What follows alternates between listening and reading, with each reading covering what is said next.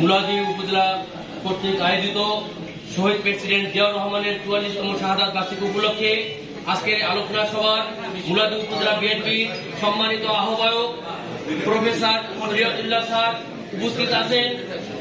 মুলাদি উপজেলা বিএনপির সদস্য সচিব কাজী কামাল উপস্থিত আছেন। সিনিয়র যুগ্ম আহ্বায়ক অধ্যাপক হুমায়ুন, মুলাদি উপজেলা বিএনপি যুগ্ম আহ্বায়ক বৃন্দ, মুলাদি উপজেলা ছাত্র দল, যুব দল, স্বেচ্ছাসেবক দল, কৃষক দল, শ্রমিক দল, মৎস্যজীবী দল এবং বিভিন্ন ইউনিয়ন থেকে আগত বিএনপি সহ সহযোগী সংগঠনের সমস্ত নেতৃবৃন্দ, বিশেষ করে বাটামারে ইউনিয়নের বিএনপি সহ সহযোগী সংগঠনের সমস্ত নেতৃবৃন্দকে শহীদ প্রেসিডেন্ট জিয়াউর রহমানের ৪৪তম শাহাদাত বার্ষিকী উপলক্ষে বিপ্লবী সালাম। আসসালামু আলাইকুম। প্রিয় বন্ধুগণ, আজকে আমরা যে মহান নেতা সম্পর্কে আলোচনা করতেছি তার কার্যক্রম আমাদের দেখার সৌভাগ্য হয়নি, কিন্তু আমরা তার ইতিহাস পড়ে, আমরা তার জীবনী পড়ে বিশেষ কিছু জানতে পেরেছি। আমাদের নেতা শহীদ প্রেসিডেন্ট জিয়াউর রহমান যখন বাংলাদেশের রাষ্ট্রীয় ক্ষমতা আসেন, এই বাংলাদেশের সেনাবাহিনী সহ আপামর জনগণ তাকে বাংলাদেশের রাষ্ট্রীয় ক্ষমতায় বসান। তিনি একজন আর্মির লোক ছিলেন।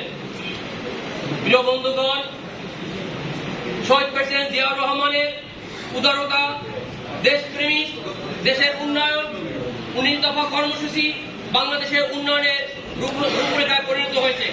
সেই ধারাবাহিকতায় তরুণ প্রজন্মের নেতা তারেক রহমান ১৯ দফা থেকে ৩১ দফা আপনাদের মাঝে তুলে ধরেছেন এবং শহীদ প্রেসিডেন্ট জিয়াউর রহমানের উদারতাকে পুঁজি করে এই ফ্যাসিস্ট হাসিনা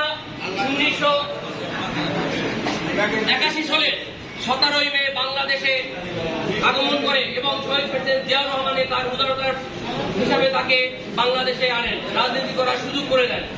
কিন্তু এই ফ্যাসিস্ট হাসিনা ১৯৮১ সালে ৩০ মে রয়ের এজেন্ট হিসাবে, ভারতের রয়ের এজেন্ট হিসাবে আমাদের এই প্রিয় নেতাকে, বহুদলীয় গণতন্ত্রের প্রবক্তা, তাকে হত্যার ষড়যন্ত্র করে রয়ের সাহায্যে ৩০ মে তিনি বাংলাদেশে শহীদ হন।